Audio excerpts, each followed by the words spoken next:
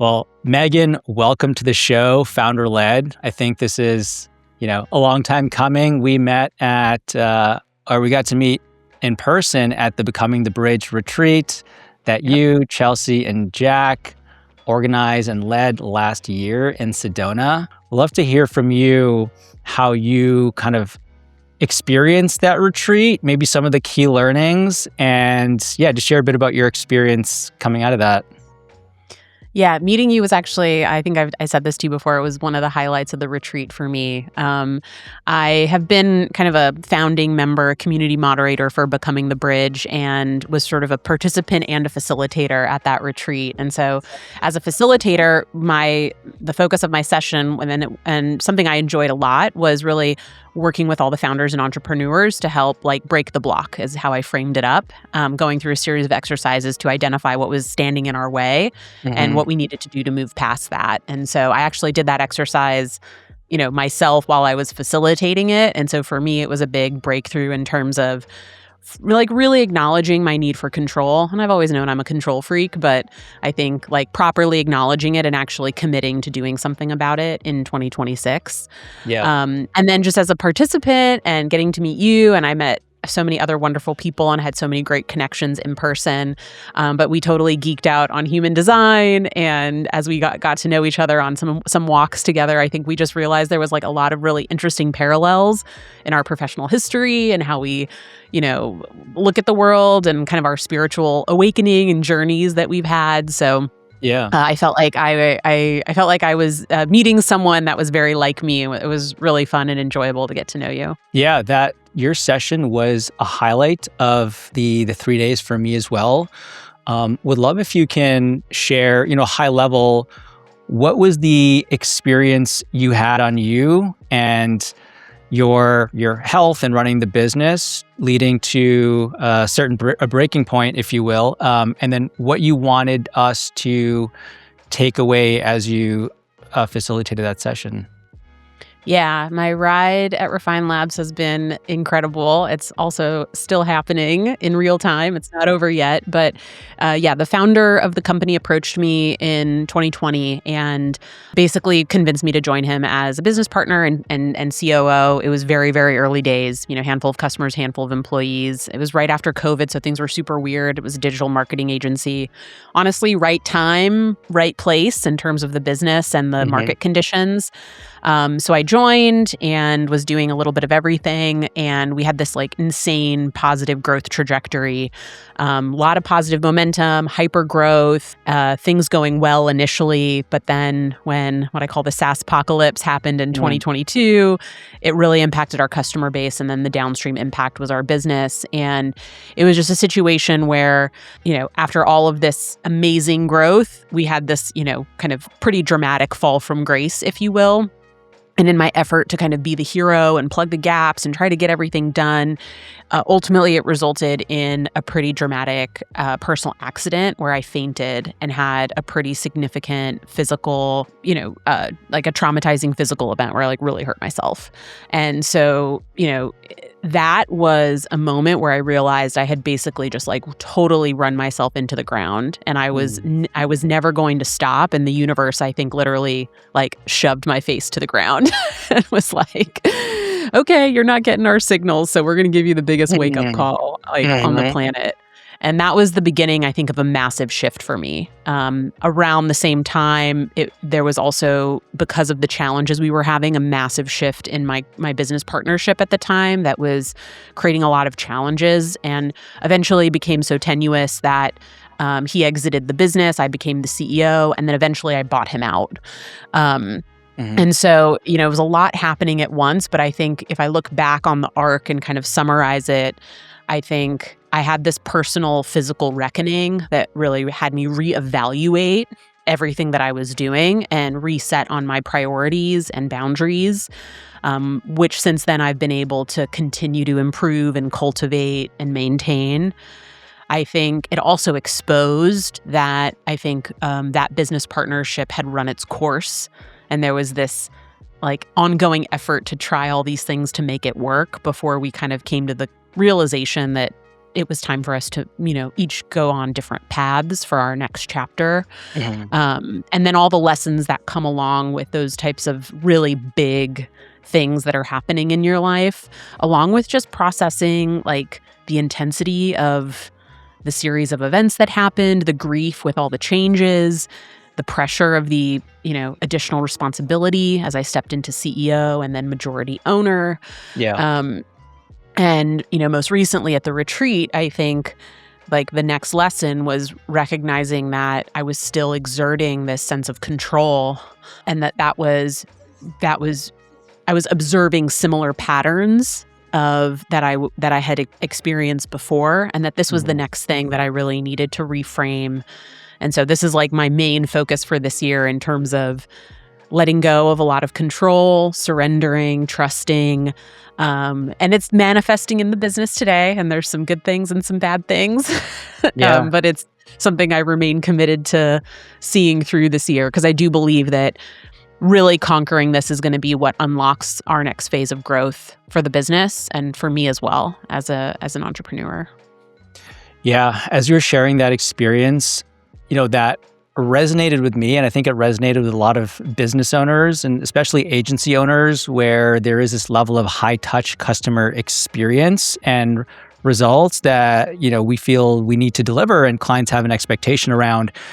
And through this series of questions and inquiry, it made me realize that I also, tie so much of my self-worth to the results that I deliver for my clients. And so much of the feelings and, feelings of success and accomplishment that I want to experience come and are conditional on some sort of result that I feel accountable for and on the hook for. And I think there's definitely like, a discernment here. Of course, we want to be delivering high levels of service and differentiated value for our clients. But then that also prevented me from building systems and SOPs and enabling my team to work through them and ultimately scale. Because again, so much of my self-worth was tied to directly providing those outcomes. So I just want to say, through the exercises and the questions and the journaling and the inquiry with our team, one of my biggest takeaways coming out of that retreat is when I remove myself and just know that, I am enough in terms of my own self-worth, and it doesn't need to be tied to client outcomes. That gave me a lot of power to enable the team, build systems, and ultimately scale the business in a more sustainable, enjoyable way. And it's felt good. So this is just a thank you for some of that awareness that you provided. Yeah. And I had a very similar journey as well over the last 6 years. And I think the other benefit that I see from tackling this particular, challenge or difficulty is that it also allows you to just look at your business so much more objectively. When you're able to really separate yourself from it, I think you're able to be a lot more honest with where the gaps are in the system, and then find ways to fix them that are sustainable without you. And so I'm still noticing that even today as I continue, and part of it I think is this self-worth and this control issue I think is also very intertwined in many different ways. And I felt like I personally did a lot of work in like separating my own self-worth from the business, but now that I'm trying to like control less and step back, I'm sort of seeing some of those similar patterns come up. And so I just think when you think about how to be a great business leader or entrepreneur, like that separation and that objectivity is really required if you want to properly diagnose the problems in your business and then solve them, right? So just that reframe has been great, and it allows me to deal with day-to-day agency fires and problems in a way like keeping my cool, not letting it really rile me up, and just like understanding that this is it. Like that's what running a business is. It's like constantly identifying problems and solving them. And as soon as you do that, new problems are going to come up.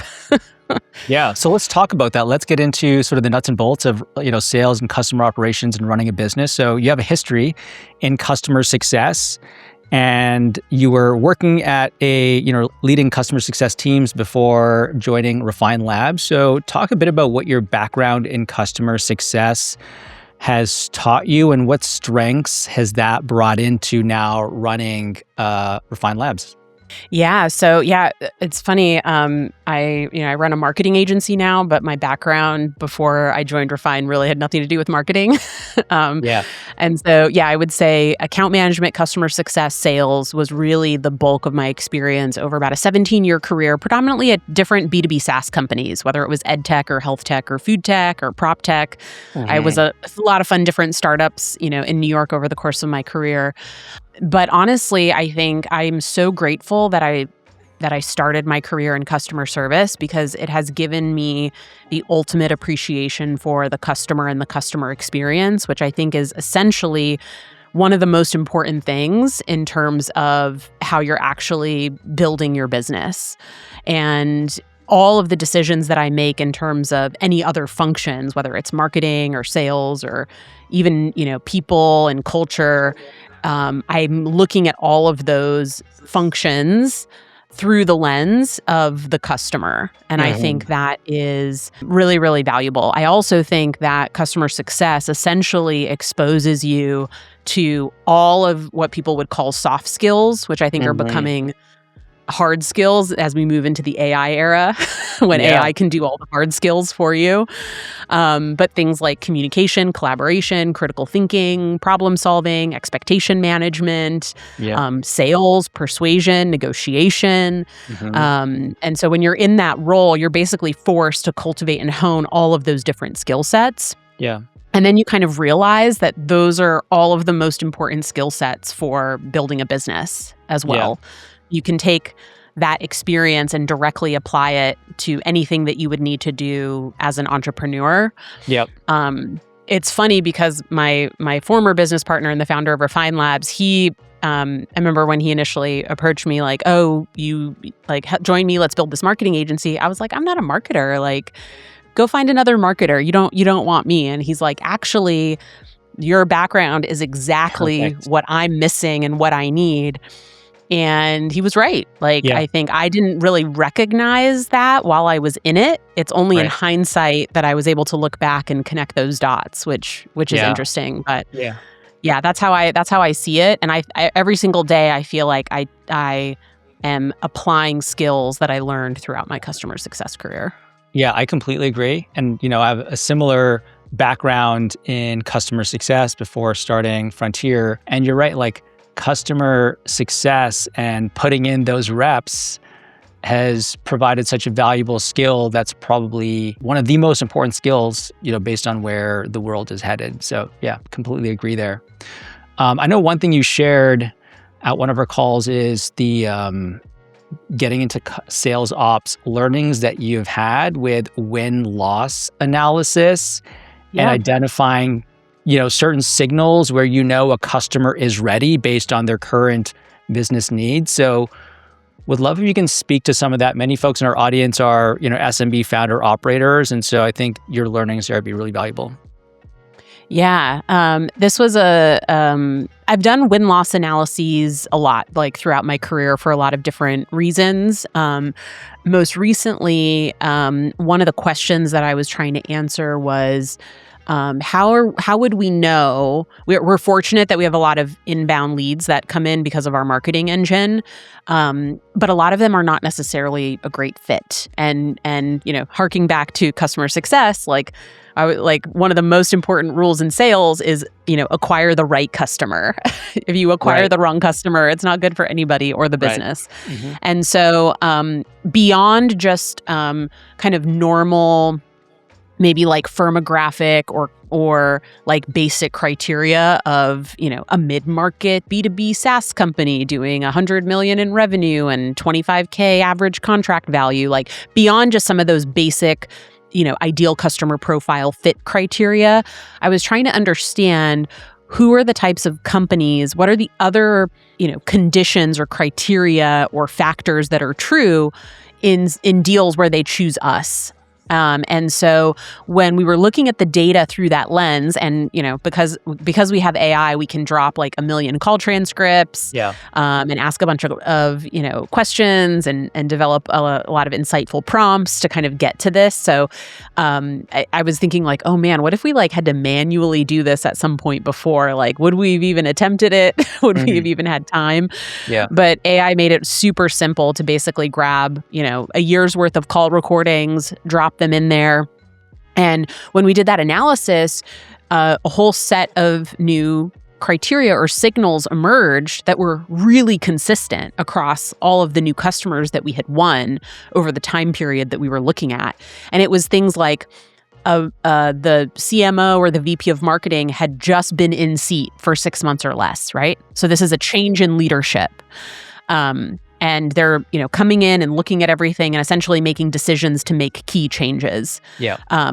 Another one was that they had another agency, but there was clearly a stall in pipeline growth, and there was a perception that the agency was an order taker and not a strategic growth partner. Right. And so, and then I think another insight was around the business itself had like a net new initiative that needed dedicated support. We're launching a new business unit. We are, repackaging up our offer. We've acquired this company and need a dedicated focus to grow this other brand underneath ours, right? And so something else was happening where they were looking essentially for dedicated outsourced support on a particular initiative. There were a couple of others, but those were like the top 3. And so what we were able to do with that was immediately inject some of this into pre-discovery call qualification or discovery call qualification, right? Like very easily can see who's filling out our contact form, how long they've been in seat.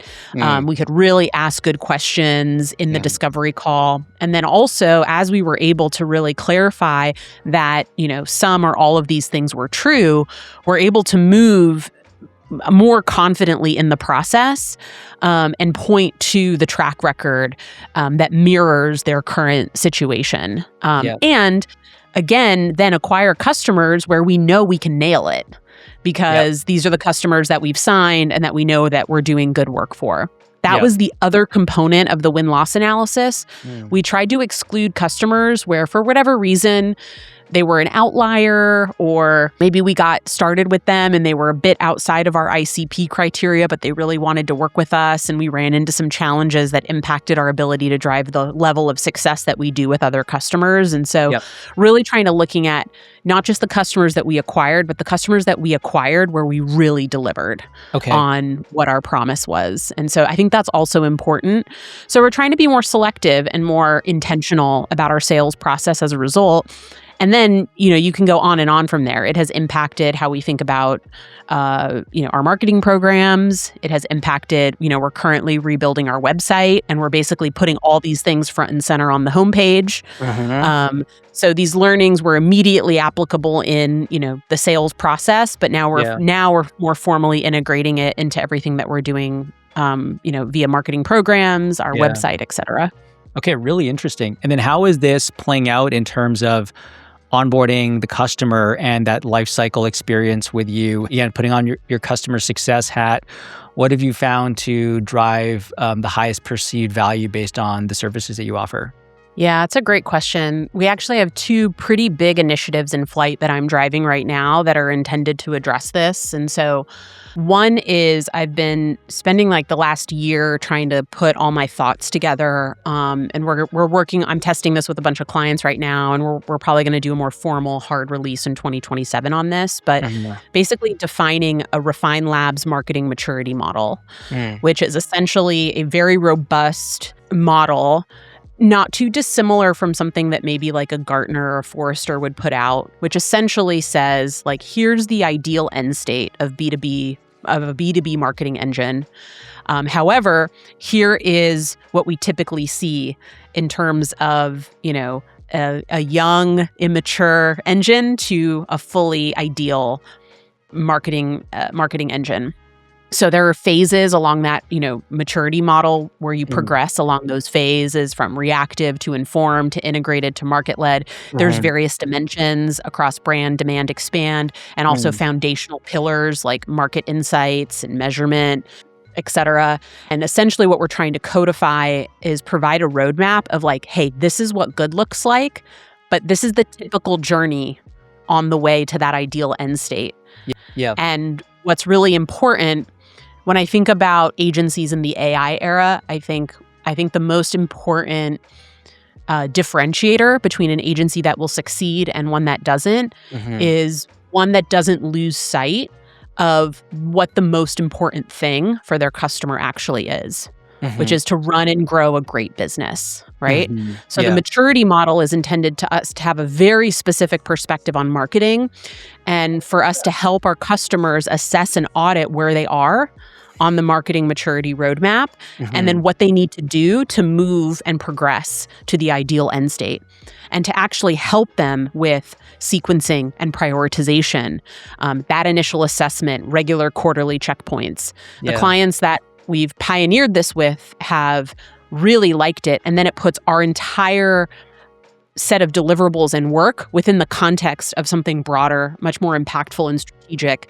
And then it allows our champion to elevate internally with their C team and their board in terms of how they're being perceived as a strategic growth operator. So there's that piece of it that is really going to become the umbrella of every single thing that we do. Yeah. And then the second layer is how are we essentially rebuilding our entire agency delivery system with AI. And I've defined essentially a new customer journey, and I have very clear points along that journey where the human ownership or human judgment is non-negotiable, and where AI can help accelerate, drive efficiency, improve, add value, accelerate time to insights, time to value. And so I've reimagined and rebuilt that entire journey from awareness to advocacy, and now we're chipping away at rebuilding all of the internal workflows across the customer journey. That's going to benefit both our internal team and the customers as well. Yeah, that's really powerful. I love this idea. And it kind of goes back to being a guide and helping people chart their own journey, but also it's very kind of satisfying and clarifying to know where do you sit right now, right, in terms of this maturity model. And customers probably almost like self-identify based on a survey they might complete, or just intuitively know that like, oh yeah, we're definitely like step 2 of 5 or whatever it might be. But just knowing that they've got a guide to walk them through that. I think it's also powerful when we talk about, content-led growth and putting a lot of your thought leadership and your narrative out into the market and really like the context in which you operate, given the industry that you're in.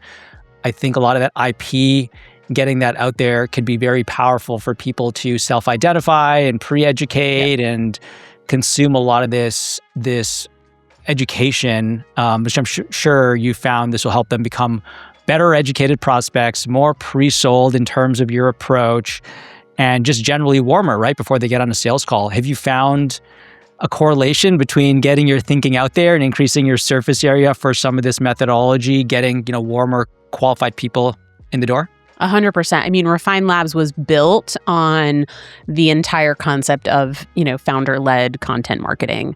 And it's something that we continue. And the cool thing is it's expanded beyond just the founder. And we have lots of key executives at the company that do that. Honestly, we owe our growth to that strategy. And then we've built other pillars around that to continue to bolster our inbound engine. And then, absolutely. I've been thinking about, none of this is like fully decided yet, but I'll share it. We're thinking about, I almost like really want to like use this content to potentially write a book. We can even very easily self-publish it. We're obviously going to be creating a ton of podcasts and events and LinkedIn, content around it. That's a no-brainer. We are being intentional though about getting multiple reps with current customers because it's been so helpful to put this into action, because every time we do it, we learn more and it becomes better and more relevant and more specific. Additionally, like something that came up after implementing it with a couple clients, which I was sort of thinking about intuitively but wasn't explicitly built into the model, was a change management roadmap. So it's like you can know where you are and you can know where you need to go, and you can have your prioritized and sequenced list of how you need to tackle it to get there. But then there's this whole other layer of change management that people need help with. How do you even get people on board with your idea and get the budget you need? And so I'm developing an entirely new asset around this change management roadmap concept that will become a companion artifact, the maturity model. And so I'm putting a lot of effort into the idea before we do a ton of promotion around it. And what I would say, though, is historically, I share that because that's what we're doing. But I think what I would want to also say is people should not overthink and try to make something perfect before they begin getting themselves out there and promoting their thoughts and ideas. And if you look at my LinkedIn, you'll see many different posts where I've put out little teasers of the model because I wanted to get very specific input from people and see what the reaction is. And so we're taking a bit of a different approach, given that we have this always on LinkedIn podcast content engine that works really well for us. And so I share what we're doing, but also don't want that to be an excuse for people that they're waiting for perfection before they get started. I think that's such a good point. Oftentimes the conversations we have with founders and marketing teams that know they want to have more of a presence on LinkedIn specifically is they don't know what to start with. They feel it needs to be a fully polished, methodology, like deep post that they need to publish 3 times a week. Or they feel, it need to come from their company page because that's just the right approach and needs to come from the company. And sometimes the founder has a bit of imposter syndrome or just a bit of a fear, or maybe just they haven't built the muscle yet to get familiar sharing their thoughts, and just realizing it's almost like exposure therapy. And the key is really just consistency and frequency there. Yeah, I can't tell you how many times because of, the event series we've had, podcast, LinkedIn strategy, I'd get on a call with a potential prospect and the first words out of their mouth are, "Oh, it's so cool to be on a live call with you. I literally feel like I already know you." And to just to start a discovery call on that foot is extremely powerful. And what you're describing is how you make that happen, right? And so I think Refine Labs has definitely been a pioneer in that with the long form educational content, being able to break away from that traditional marketing funnel, if you will, right? With the MQL and there being a more like rigid path. I think what we're talking about here is it takes many more touch points. There's this ability, especially with founder-led content, to have more range in terms of the topics you're talking about and having a narrative and a more human-centric way in which we're communicating. So maybe talk a bit about how you have found this founder-led content motion to reinforce not just people coming into the door, but also, customer lifetime value, stickiness. I know you're also building Refine Labs as a talent hub. So how has it lifted the ships across all these different areas of the business? It's a great question. Honestly, like when we host a lot of our, monthly events on various topics, we have a ton of customers actually coming to the event, right? We built the Vault as essentially long form content marketing strategy, and we use it in our customer delivery as well to share assets and resources. So it's extremely interconnected, and everything that we do, we could be on a call with a client and they're like, "Oh, my CEO was asking about, GEO. What's your guys' perspective on that?" And it's like, "Hey, let me just send you a link to that podcast that we recorded. You can share that directly with your CEO." They're like, "Oh, that's perfect. That's like the easiest way for them to consume this. They don't want to watch a deck or read a long, 20-page guide of something." Right. And so there's so many just use cases, even beyond the few that I just mentioned, where there's a direct impact on leveraging that with your customers. And I think something that we could be doing more of, that I want to be doing more of, is using our platform to celebrate our customers and to Mhm. record case studies and promote, advocacy and evangelism, which essentially will fuel word of mouth. And so Yeah. we've done a little bit of that. And I think that we have an opportunity to do more of that. But what I always say is like, invite your customers into your content as part of the strategy, because that can be really effective in basically other potential customers seeing someone like them and having them speak on your company's behalf. It just continues to raise credibility while you're pushing your founder-led motion as well. Yeah, I think that's such a great point. Well, Megan, 100%, as we start to wrap it up here, what lessons or maybe what thoughts would you share to our audience? Again, many folks are founder operators in that $1 to $10 million per year business building stage. What advice might you want to share with them? I think what I would say is, I would say two things. So number one is make sure you're really clear on why you're building your business and what your goal is in building the business. And a lot of people might come up with an immediate answer to that. And I would say really spend some time with yourself to uncover if you're being fully honest about why you are embarking on this challenge and what you want to get out of it. What I find is a lot of people don't think about that intentionally and then can find themselves like in a jail of their own making. Or they can get so caught up in the moment that they lose their way and they don't really remember why they're doing it. And it can have a really negative impact on your mindset and your well-being. So I think getting clear on your why and your goal is crucial. And then I think the second thing is realize as an entrepreneur that developing yourself and developing your business in parallel is essentially crucial for success. Like your business will hit ceilings based on where you are from a personal development standpoint. So you need to be constantly thinking about what am I doing to grow my business and what am I doing to grow myself so that I don't become my own biggest blocker in my business and get in my own way. I think those two things, like if I look back on everything, if I had really recognized both of those things sooner, I think it would have helped me a lot. Are there one or two things that come to mind in terms of personal development that you have a practice around that you have found to be very helpful in terms of growing the business as well? Yeah, I mean, I think separation of self-worth from business and identity, as well as setting boundaries effectively. I think the fact that I didn't really have that under control like literally resulted in me being, in an emergency room for 6 hours, getting like my mouth stitched up after I fainted and fell on my face.